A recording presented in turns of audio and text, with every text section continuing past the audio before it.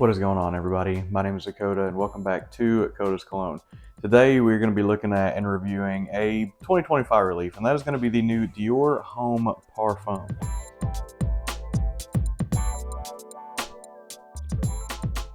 So given the nature of this fragrance, given how expensive this fragrance is, and even some of the decants and stuff are expensive, I decided to reach out and get an official sample. So this was free. It's really easy to try, really simple to get.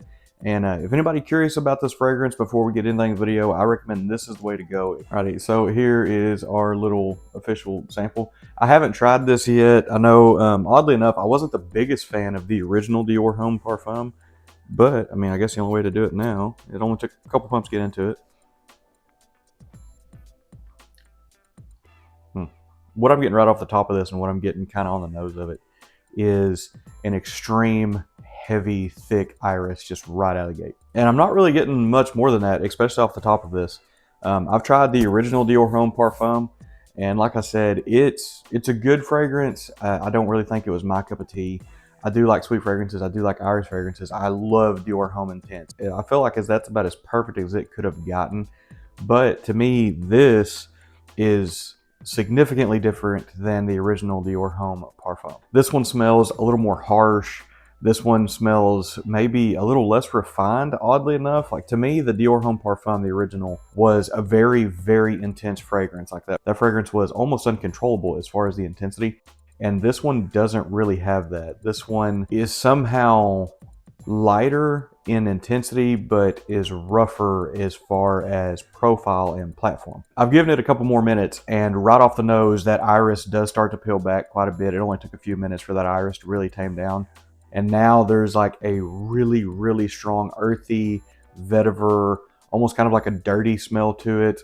Might be even like a little animalic. I'm not really getting any of those like warm, comfy, cozy kind of vibes that you get off the original Parfum. Amber is supposed to play a big part in this one as well. And I'm not really getting a whole lot of that. I'm getting a lot of the vetiver. I'm getting a lot of iris.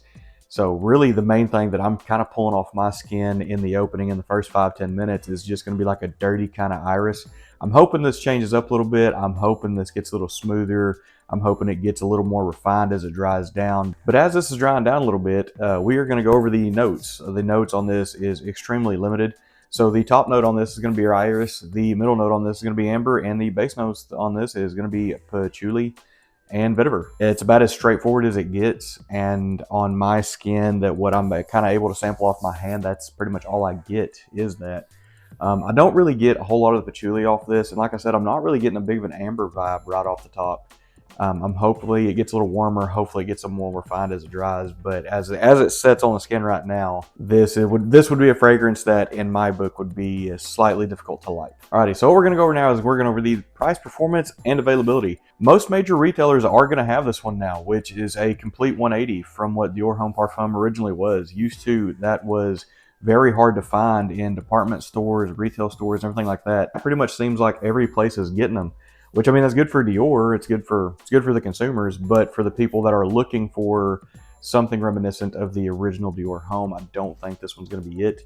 The second kind of drawback to this fragrance is going to be the price point. This only comes in a 50 and a 75 ml. It's going to be somewhere between 160 and 180, so that is going to be a heavy price tag coming off of that. But as far as performance goes, the original Dior Homme Parfum was a monster. Arguably, it might perform better than Sauvage Elixir. It might be the best performing one in the Dior line.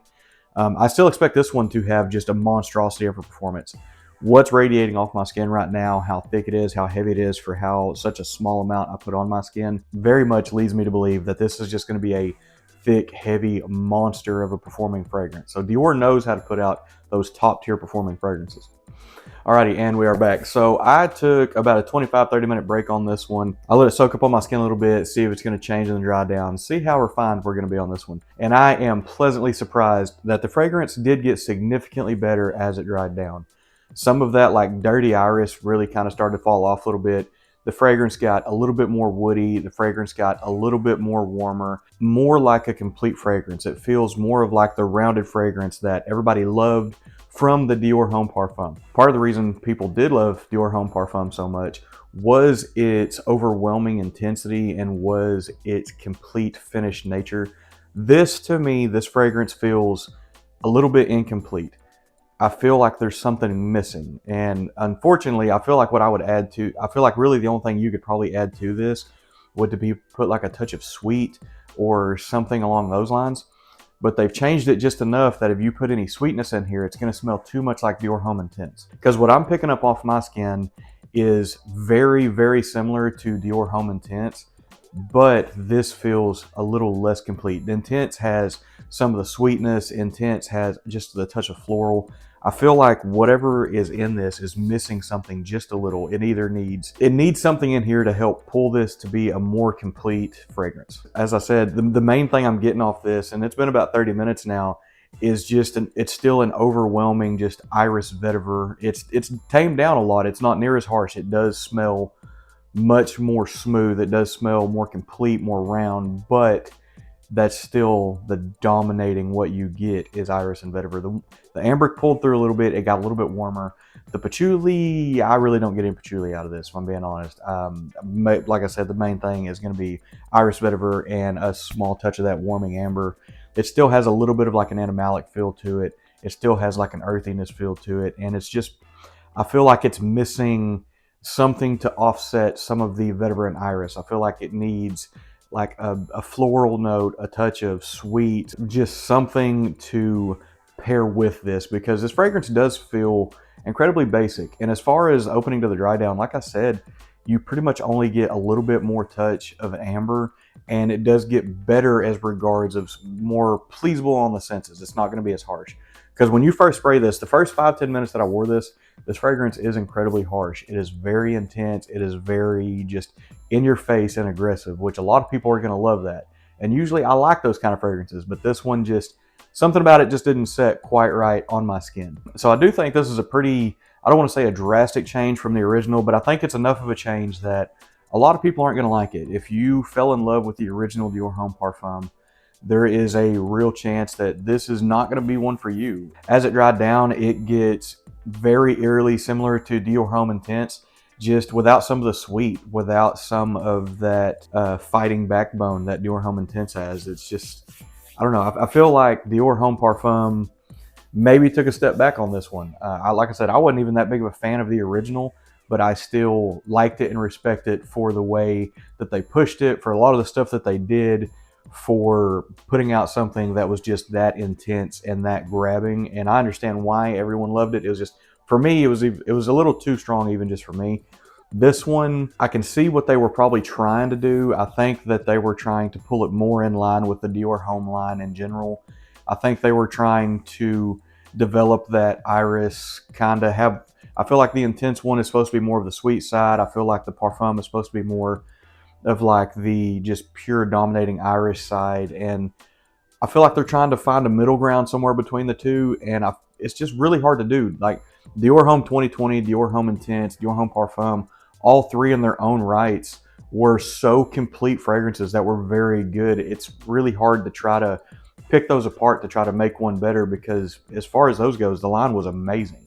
If I had to give this one a rating right now, honestly, I'd probably give it like a 7.5 to an 8 out of 10. I'm not the biggest fan of how the vetiver dries down. The iris kind of is extremely cloying. It can be hard to wear for the first 5-10 minutes. I walked in the living room, had my wife smell it. She likes Dior Homme Intense. She likes Dior Homme 2020. She likes some of those irisy fragrances, but she did not like this at all. Actually, I was kind of surprised by that one. It's a little too intense right off the opening. It's a little too harsh on the opening.